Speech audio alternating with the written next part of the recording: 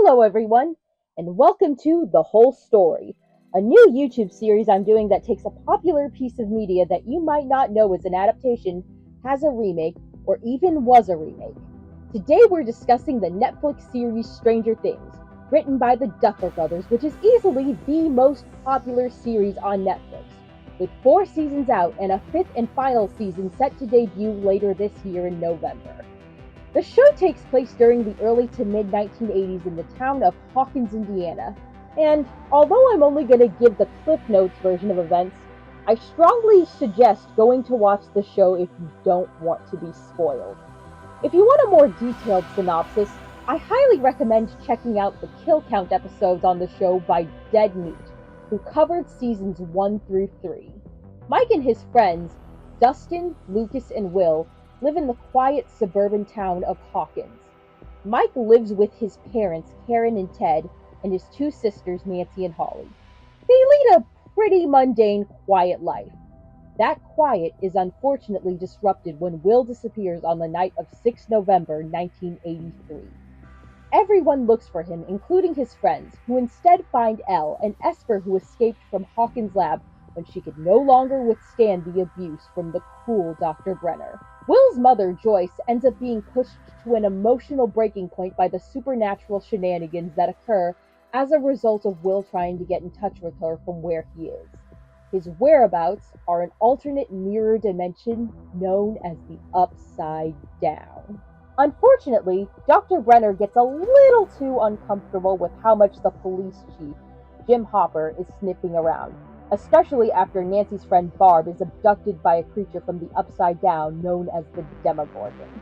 Nancy feels guilty about Barb going missing and being too occupied with her boyfriend Steve Harrington to do anything about it. Dr. Brenner decides to take matters into his own hands and fake Will's death and stage Barb's runaway in order to keep things quiet in an effort to retrieve Elle with as little fuss as possible. Unfortunately for him, the curtain was already pulled back to the people who would spend the rest of their lives looking for Will if they had to. His mom even says so. And after his funeral, they resume their pursuit. Nancy is on her own pursuit of Barb and the creature that abducted her and Will. She teams up with Will's older brother Jonathan to that end. Don't worry, she'll do plenty of flip-flopping between Jonathan and Steve to last you a lifetime. She's almost as bad as Lisa from The Room. Steve doesn't take too kindly to the flip-flopping and publicly humiliates her in a way that would probably be enough to get him kicked off of our incels. Jonathan rightfully kicks his ass and is arrested for his trouble. Hopper finds out exactly where Elle came from. Her mother was part of an experiment called Project MK Ultra, which was a real-life illegal CIA operation that ran from 1953 to 1973 and was only halted when a criminal investigation was launched. There are a ton of conspiracy theories that surround it, and you'll see it a lot in different fictional narratives. Side note, it's also where we got the Unabomber. Anyway, Elle's mother, Terry Ives, is stuck in a catatonic state from what her sister Becky believes was all of the drugs. Terry allegedly suffered a miscarriage and only pretended that her daughter, who she named Jane, was alive. Hopper and Joyce reunite with Jonathan and Nancy, and later Mike, Dustin, Lucas, and Elle. Elle finds Barb, who has died, and Will, who is only barely clinging to life. Hopper and Joyce make their way to the lab and go after Will, but are stopped by Dr. Brenner and his cohort. Hopper convinces them to let Joyce retrieve her son with the promise that they'll give up Elle and keep quiet about everything they've seen and are about to see. The goons only agree, believing that sending them to the Upside Down is as good as killing them. Nancy and Jonathan decide to return to his home to lure the Demogorgon there and kill it. Steve shows up there to apologize to him and gets caught up when the Demogorgon is lured into the trap. Dr. Brenner accosts Mike and his friends to retrieve Elle, who rightfully gets fed up with being treated like a piece of meat and kills his cohorts before the Demogorgon pounces on him. We'll get to that. Elle faces off with the Demogorgon and bids goodbye to Mike before taking it with her back into the Upside Down. Joyce and Hopper rescue Will and bring him home. The holidays roll around and things are supposedly back to their quiet normal. But that's unfortunately so far from the truth. This is only the beginning. The worst is yet to come.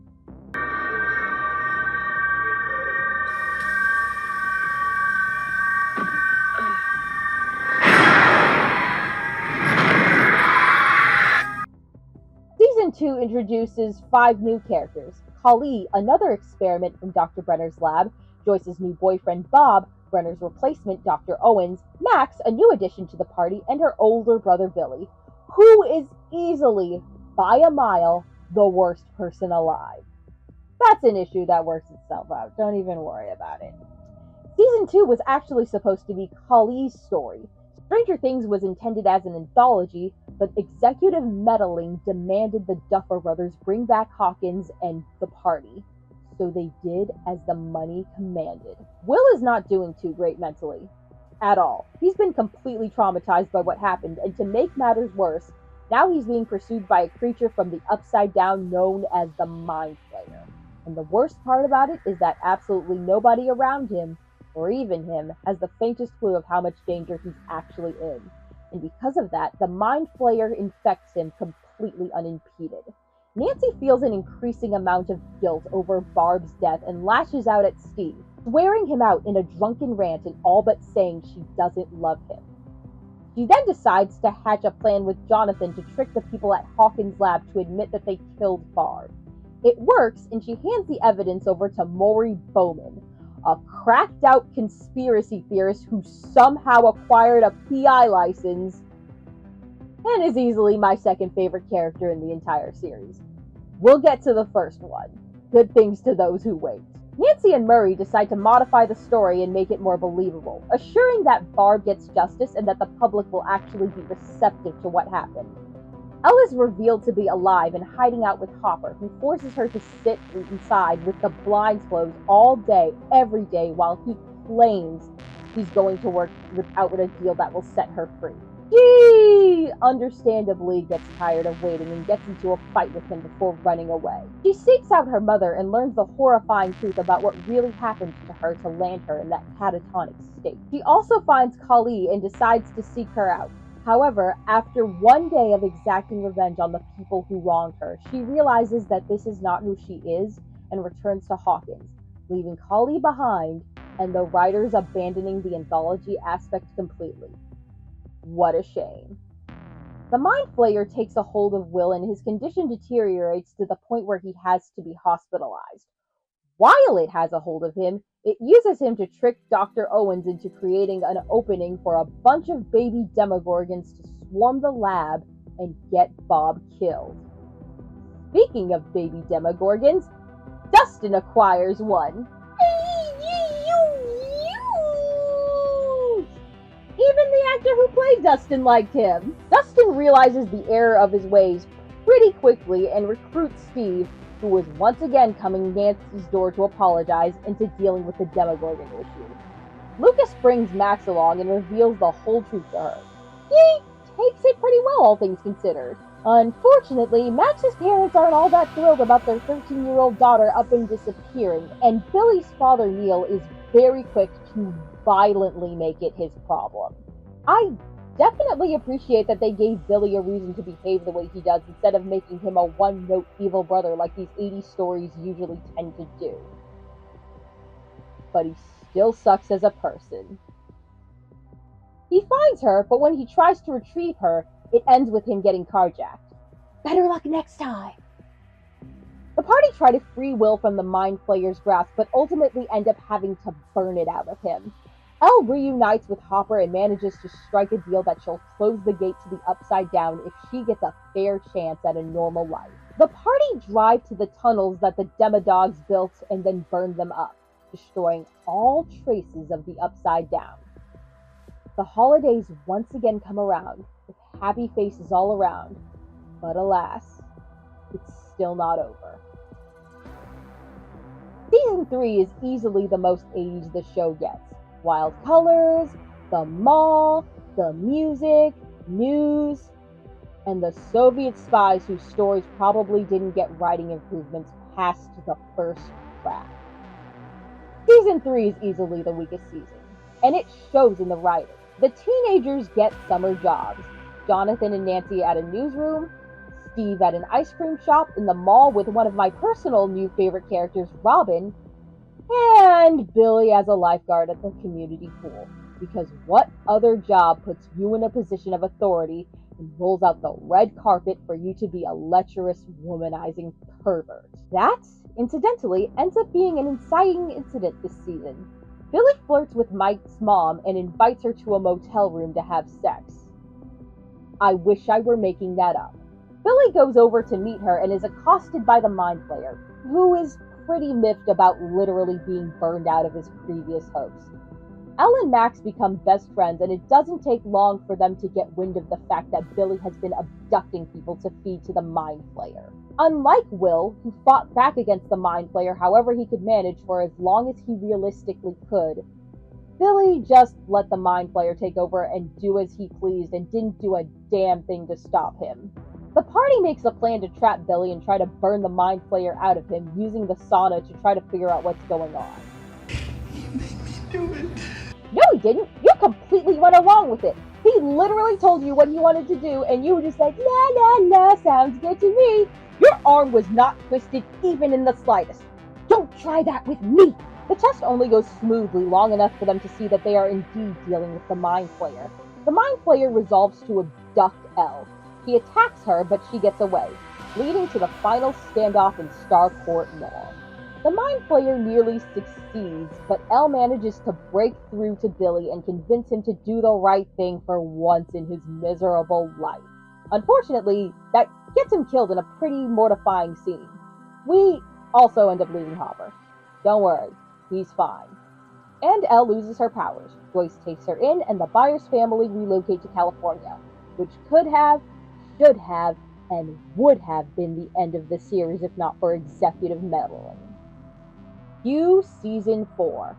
I'm just gonna say it. This season is dark and distressing. I get crippling anxiety just thinking about certain scenes.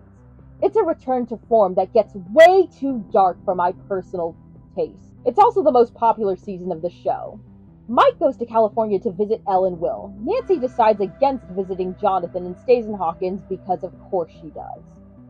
The satanic panic has taken a vice grip hold on Hawkins. Lucas and Max broke up, and she became completely emotionally withdrawn and is completely traumatized.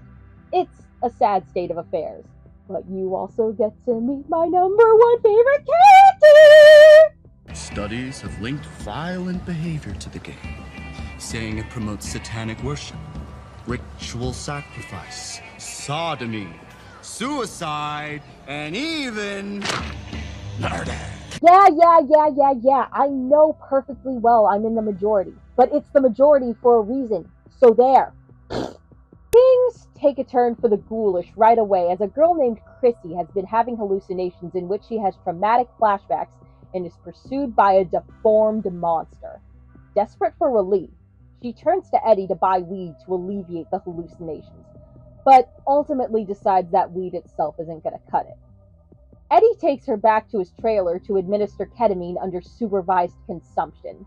Unfortunately, the hallucinations return and things take a turn for the horrifying.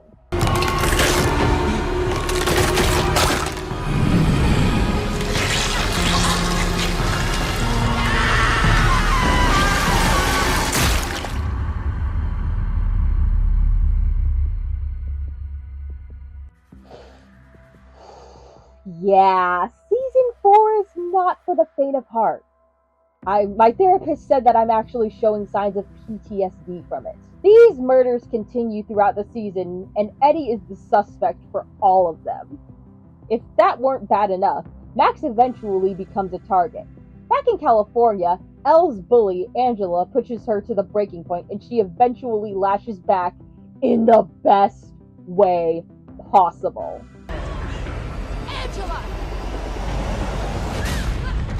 Unfortunately, it gets her arrested and she ends up back in the hands of Dr. Brenner, who is somehow still alive. He ends up getting unceremoniously killed off again, supposedly, except BTS footage from Season 5 shows that he's still alive. And honestly, the fact that there exists so much negative continuity around one of the most hated characters in the series, but characters that we hold near and dear get killed off for good, is aggravating and insulting. And it really comes off like the Duffer Brothers view our collective mental health as a plaything that they can tinker with for their own amusement. Been sitting on that rant for a while. Anyway, Elle learns about the murders in Hawkins and has to retrace her steps to get her powers back. In her flashbacks, she's helped by an orderly who deceives her and tricks her into removing his proverbial leash before revealing how dangerous he truly is. In an altercation, Elle flings him into the Upside Down, burning off his skin and leaving him horribly deformed in the process. The monster, Vecna, decides to exact revenge. Elle moves to try to save Max while she still can. The gang decides to weaponize the fact that Max is a mark to kill Vecna and save Hawkins. The plan goes smoothly at first, but unfortunately they underestimated how powerful Vecna truly is and how hellbent he is on a favorable outcome, and both Max and Eddie pay for that with their very lives. The latter is disputed, I'll leave it at that. Elle revives Max, but she's in a persistent vegetative state. And to make matters worse, now the Upside Down has gone upside up, which is where the story is currently. What I bet you didn't know is that the Netflix series is an adaptation of the 1983 serialized light novel Chisana Machi no Kiyomo Koto, which literally translates to Strange Things in Small Towns, but is often erroneously translated to Stranger Things in Smaller Towns. That was written by Shigatsu Iniichi, that spanned until 1986 before coming to an abrupt halt. The first installment was released on 6 November 1983 and is dated at the time of its release. The supposedly American 80s as depicted in the book, as you might imagine, are pretty different from the actual American 80s. As much as Japan loves 1980s America, they very often miss the mark on how it's depicted, especially in anime OVAs. The first installment takes place in Hawkins, Indiana, a small town outside of Indianapolis, and is pretty one-to-one with the first season of the Netflix series, with only slight discrepancies here and there. Mike is 15 instead of 12, the other members of the gang are also 15, 16, and the biggest difference is that instead of coming from the Upside Down, the Demogorgon is an extraterrestrial life form. Will is therefore a victim of alien abduction.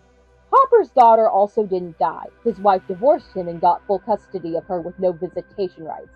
The dying of cancer is just a sob story he made up to get laid. And finally, instead of disappearing into the Upside Down, Elle leaves Hawkins after sharing a tender kiss with Mike, and the Demogorgon follows her. Will and Barb, who survived in the book, resurface with no memory whatsoever of what happened to either of them. The second installment takes place in Rutherford, Illinois, and tells Kali's story. Like in the show, Elle finds Kali through her mother. Terry's backstory is pretty much exactly the same, except she's lobotomized instead of electrocuted. Unlike the show, which went back to the kids in Hawkins per executive meddling, the book is a true anthology.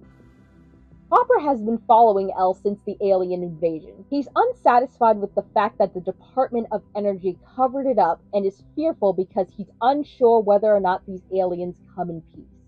Because I guess abducting children couldn't tell you clearly enough, huh? He takes the information he learned about Elle while looking for Will and confronts her. Elle discovers her real name is Jane Ives and refers to herself as Jane moving forward. Hopper is the one to take her to her mother, and Jane and Hopper have a falling out after she discovers the truth about his family and ditches him to go find Kali in Rutherford. Once they meet, the book explores Kali's childhood. Kali was born in the British Raj, which still exists in this alternate universe. There's the whole alternate history reality thing with World War II, but it was really hard to follow and it wasn't terribly fleshed out. Anyway, she was born to an English father and a Desi mother. Kali also has powers of hallucinations in the books as well as the power of hypnotic suggestion. When she was born, her mother hallucinated her lying in a bed of flowers and presumed her to be the reincarnation of the goddess Kali and named her accordingly. For context, this is a very commonplace belief in Hinduism and is actually what an avatar is in a religious context. Kali grew up in the Raj, where her powers allowed her to be revered as an avatar. Concerned that the popularity may go to her head, her father sent her off to a boarding school in London. Kali showed off her powers to her peers, and in an effort to gain favor with the predominantly white student body, she used them maliciously. After a particularly brutal round of corporal punishment, Kali uses her powers on a teacher to make him hallucinate that he's in hell. Dr. Brenner gets wind of her and abducts her to serve his purposes under the guise of offering to help her, thereby deceiving her parents. Kali is abused and mistreated at Hawkins' lab and pleads with her father to return home to India. Her father ignores her pleas and insists that he's acting in her best interests. Kali can no longer tolerate the abuse and escapes, eventually forming her outlaw group. Like in the show, Jane joins Kali's outlaw group and helps exact revenge on those who wronged them. Like in the show, they find Ray Carroll in his home and confront him. Hopper, who followed Jane, intervenes. Ray offers information on the others that have either been abducted or are being targeted for abduction in exchange for his life. Jane realizes that he is far more valuable alive and convinces Kali to spare him. Ray hands over the files and the outlaws go back to their hideout with Hopper in tow. The combination of the files Terry collected and the files Ray handed over are more than enough to put together a clear list of the other espers. Jane and Cully want to start in Michigan, but Hopper, having inside police intel as the police chief, tells them to start as far away from the Midwest as possible until things die down. This brings us to our third installment, taking place in Lenora Hills, California. Jane, Cully, and the outlaws arrive in the city looking for Billy Hargrove. Billy is a lifeguard at the beach and a surfer, whereas Billy is 17, 18 in the show. He's 25 in the book. Max is only 10 in the book, and instead of being his stepsister, Max is his half-sister. His mother passed away of a broken heart upon learning that Neil is having an affair with Susan and was now pregnant with Max. Billy is resentful of Max because he feels like she killed his mother, and Neil and Susan expecting him to look after her added insult to injury. It explains his hostility towards Max and does so in a way that actually makes sense. Jane meets Max when she's chased away by beach security for skating on the boardwalk. Jane falsely covers for Max, claiming to be her sister so that they wouldn't arrest her. Jane and Max bond very quickly like they did in the show, and Max thinks of Elle as the older sibling that she should have had. Having spent her whole life in the lab, Jane admits she has no idea how to be a normal girl. Max offers to teach her, and we later learn that Billy has a pregnant girlfriend, Krista, who is a pediatric psychiatrist. Billy has been having recurring nightmares of some alien force sucking away Krista's life energy. His nightmares tell him that if he brings the flesh of others to him, he can save Krista and the baby. Which is honestly so much better because unlike in the show where Billy just rolled over, the book version of Billy only agreed to do the alien's bidding because his arm had been viciously twisted. Like in the show, he starts with his co-worker, Heather Holloway, and her family and moves from there. Unlike the show, Jane doesn't have the ability to track and spy on people with her psychic powers. Billy, however, does. He's also able to read minds and sense deception. He uses this tracking to find his victims and bring them to the extraterrestrial. This means that the moment the creature alerted Billy to the presence of Jane and Collie, he began hunting them like animals.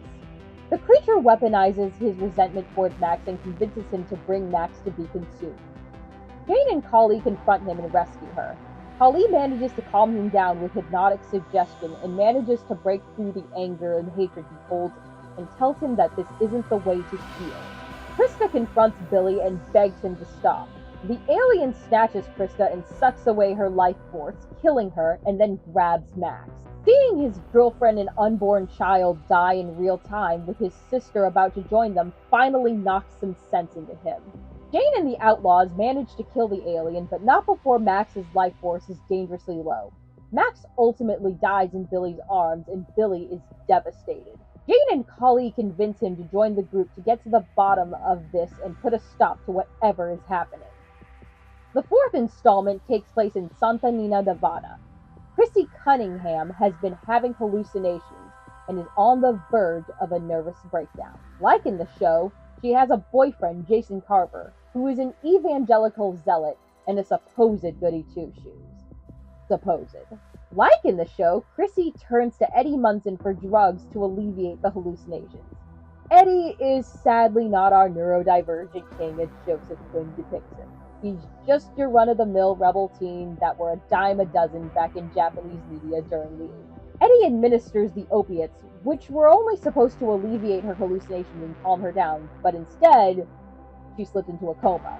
Chrissy, wake up now! The next morning, Jane and Collie enter Eddie's camper with the help of Billy tracking their target. They find Eddie's eviscerated corpse and that Chrissy is missing. Eddie's uncle comes home from work and is mortified. Wayne is confident that his nephew was hate crime since he was reputed to be a homosexual. He's also suspicious that Jason and his cohorts might have done it because Eddie had a slight crush on Chrissy. Wayne is rightfully upset that anyone would kill his nephew when he never hurt anyone and was always kind to those in need, which we really unfortunately don't see much of in the book. Jane, Collie, and Billy decide to track down Chrissy. They find her and track her down to an abandoned boathouse where she pours her heart out and says that she's been having hallucinations of people dying violently that eventually come true. She worries that she was possessed by the devil. Jane and Collie attempt to explain what's really going on to the best of their ability, but Chrissy freaks out and runs away. Billy tracks her down again, and this time finds her in a psych ward. The three sneak in and confront Chrissy. Collie manages to calm her down and get her to listen. Chrissy explains that she only started having these violent visions recently, but has always been able to see potential futures. The three of them break Chrissy out of the ward. The van they were traveling in breaks down, keeping them stuck in town. After Chrissy's jailbreak, tensions escalate into a full-blown satanic panic. People begin fear-mongering the end of days. They manage to get the van fixed and decide to pursue their next target to circumvent abduction. The fifth part takes place in New Belgium, Michigan, a city just outside of Detroit, which I should remind you was a very prosperous city before the creation of the 8 Mile Road. The target is Tara Newman, a ballet dancer living in the city. As soon as Billy lays eyes on Tara, he's beside himself with how much she resembles his deceased girlfriend Krista, and decides to aggressively pursue her. How romantic. Long story short, the gang learns that Tara's Esper abilities are telekinesis, like Jane, and that she's also capable of teleportation and interdimensional travel. This is where the story gets weird. Not the aliens, not the psychic powers. This is where it gets weird. Jane and Collie press Tara and inform her that lives are in danger and that they need to join forces to find whoever is responsible for this. Tara insists that she would be no help to them because she has limited control of her powers, but that she knows who's behind all of this. When Billy asks, however, she says she doesn't remember. All she remembers is that she got her powers on her 14th birthday after arguing with her brother, and she was sent to a facility to control them. This is how Chrissy discovers that she can also see the past as well as the future. She delves into Tara's past and walks through her stay at the New Belgium lab. Chrissy sees a man talking to Tara who is identified as Peter Ballard. Peter has telekinesis and is capable of teleporting. They, however, can't just teleport out of the lab because something electronic field that stops teleportation. I should probably mention that there's no official English translation of the novel, and the fan translations are rough. Chrissy sees that Peter tricked Tara into helping him escape and lied to her, claiming that nobody would get hurt. Several people were killed. Tara got into a physical altercation with him once they escaped and threw him into an alternate dimension. Tara repressed that memory because she feels guilty, but realizes that she must face the consequences of her irresponsibility and make things right by confronting Peter, who she believed was dead until she heard about everything that happened. Billy tracks Peter and zeroes in on his location. The sixth and final part takes place in Apache Badlands, Texas, just outside of Texarkana. The group arrives shortly before sundown, where an innkeeper tells them to quickly get indoors. The innkeeper provides them with room and board for the night at no charge because she doesn't want victims of the Phantom Killer on her conscience. The group is confused, but the innkeeper explains that the Phantom Killer has returned and is attacking the town. The Phantom Killer was a real-life serial killer who was active in Texarkana and killed 5 people and injured 3 more, and was actually the killer in the town that dreaded sundown. Because he was killing across the state lines, bureaucratic red tape made it difficult to gather evidence, and ultimately, the killer was never apprehended, and the murders remain unsolved. The innkeeper explains in ghost story-like format that the Phantom Killer first struck in 1946, he massacred the family that previously owned the inn. Victor Creel, his wife Virginia, and his daughter Alice were all found as mangled corpses the morning after their home was attacked. The innkeeper goes on to explain that the Phantom Killer was seen driving away from the Creel home in a getaway vehicle. Victor's son, Henry Creel, was missing and completely unaccounted for, which everyone had taken to mean that he was abducted by the Phantom Killer. Like in real life, the killings came to a halt shortly before the summer of 1946. I should probably mention that Ichinichi had a particular fascination with American unsolved murders, which is probably why we have this little tangent. The innkeeper said that the mangled bodies began popping up in homes and vehicles, which the townspeople took to mean that the Phantom Killer was on the prowl again. The next day, the group decides to visit the now abandoned Creel house. Chrissy almost immediately gets a vision of Henry. She's able to figure out that Henry has telekinesis and is the one who killed the family. Therefore, he is also behind the killings happening right now. Billy tracks him down to the basement where, to absolutely nobody's surprise, Henry Creel is Peter Valley. Tara is absolutely distraught and demands to know why he killed his family, tricked her, and hurt so many people. Henry only says one thing in response. He made me do it. Henry explains that he's terrified and that an extraterrestrial force is holding him hostage and forcing him to act in his interest.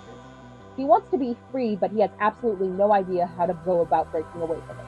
Tara is suspicious, but Billy confirms that he's telling the truth. Jane agrees to help him on the condition that he ignores any commands from the alien force that command him to kill. Henry is scared, but Kali offers to shield him from being terrorized as best as she can. Henry confesses that killing his parents was an accident. He got in trouble with his father for playing hooky, knowing that the Phantom Killer was on the loose. They got into an argument and he lost control of his powers. After he realized what happened, he ran away where he was found by Dr. Brenner, who took him in to be his science experiment. Henry got his powers while he was playing hooky and suddenly started feeling a pounding headache, which is why he got caught. Dr. Brenner was cruel to him, which is when the aliens started manipulating him, eventually leading to him meeting Tara and planning an escape. Jane realizes that there are likely multiple of these facilities and that also now their group is big enough to quite literally jump whoever's in charge after Brenner was killed by the Demogorgon and make him talk. They decide to go back to Hawkins and do just that. Upon returning to Hawkins, Jane finds Mike again. Mike remembers her and what he promised. However, the two went from being 15 years old to 19 years old. 4 years have passed. Mike has a girlfriend, Angela. Jane is heartbroken, but decides to befriend Angela as a way to prove, mostly to herself, that she's a mature adult and can handle rejection. Playing catch-up with the others, Jane learns that Will hasn't been quite the same. At all. He's been quiet, withdrawn, and gets hostile when anyone points it out. At Mike's 20th birthday party, Jane gets into an altercation with Angela after she made a joke that Jane believed was at her expense. It wasn't, she just perceived it that way. Mike kicks her out and she leaves, heartbroken. The next day, the group storms Hawkins' lab. They discover Dr. Sam Owens is in charge now. Unlike Dr. Brenner, Dr. Owens is forthcoming and willing to help him. Through his research, Dr. Owens discovers that the alien who terrorized Billy, Henry, and Chrissy is an unnamed evil alien overlord who seeks to enslave the human population by creating unrest and terror among small towns in the way that information can be manipulated to be a tool of fear-mongering. The alien would then weaponize the fear to more easily enslave humans. The alien has all of the psionic powers the group collectively has. The alien, however, also has a benevolent twin who wants to stop him, so the twin sacrificed himself and telepathically gave each of the group parts of his brain, which gave them some of his powers so that they could stop him. The group also learns that Max is still alive but is in a persistent vegetative state that Dr. Owens believes that Max can be revived from if they confront and kill the alien overlord. The group are reluctant at first, but agree that the threat is much bigger than them and that they have to work together to stop it. Tara asks how in the world they would get to the planet to confront him. Dr. Owens explains that they'll get to the aliens the same way the aliens got to Earth. The Overlord's planet cannot be reached in the dimension they exist on, so they need to travel to the Dark Dimension and board a spacecraft that travels via dark matter through time where the Overlord resides, and destroy his life sac before he can be born. What grandfather clause, am I right? Dr. Owens is completely honest with the group and tells them that they might not come back. Jane writes a letter and tells Dr. Owens to give it to Mike. Kali tells the other outlaws to stay behind. This is her fight and hers alone. Tara opens the portal to the dark dimension and she, Kali, Jane, Chrissy, Billy, and Henry enter the portal to board the spacecraft to confront the alien overlord. The story ends there because the final installment was never published. Shortly after the sixth installment was published, the entire series was pulled off of shelves everywhere. Shigatsu Inuichi had this idea that he was going to become a big artist in America and that American teenagers everywhere were going to be chomping at the bits for his series and that his whole family was going to move to America and become famous. Ichinichi even expressed a desire to collaborate with American horror icon Stephen King. There are loads of conspiracy theories as to why the final part was never released and the story was pulled from the shelves, but the actual reason isn't interesting and actually makes perfect logical sense in any context. The book wasn't making any money. The first installment only barely broke even with publishing costs, which were much higher back then than they are today. Not to mention the cost of importing a book to the US from Japan, translation costs. It adds up. Shigatsu Inuichi also had to navigate Japan isolationist views, and he really couldn't afford to eat these losses. He wasn't rich, he was an average guy. It was also very expensive to keep books on a shelf at a bookstore because the contracts had a ton of fees. Wattpad wasn't a thing back then, and the internet wasn't a widely used thing either.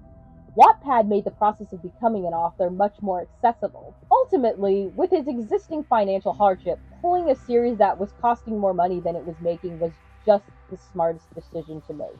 Shigatsu Ichinichi had some good ideas, but the narrative was so poorly executed that it made the story hard to follow.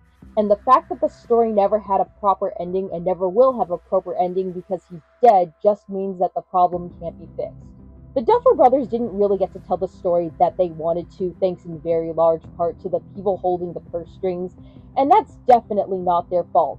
That being said, I have to judge based on the story we got, and well, it is what it is. The executive meddling really affected the quality, and I'm honestly not hopeful for season 5.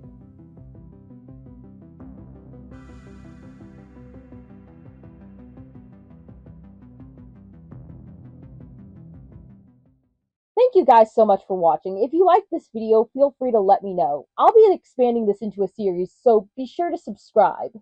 Like I said, I really enjoy the Netflix series Stranger Things. I feel like it scratches an itch that if you like nostalgia and sci-fi and horror, and you have an itch for it, it really scratches it quite well. And I want to thank you guys for indulging me for this little April Fool's video. I really feel like Stranger Things could have been a better story with a little bit more effort into it. But, the actors turned in some memorable performances, and it's a fun watch, even if it's not the most well written thing in the world. Thank you guys for watching. I'll see you next video.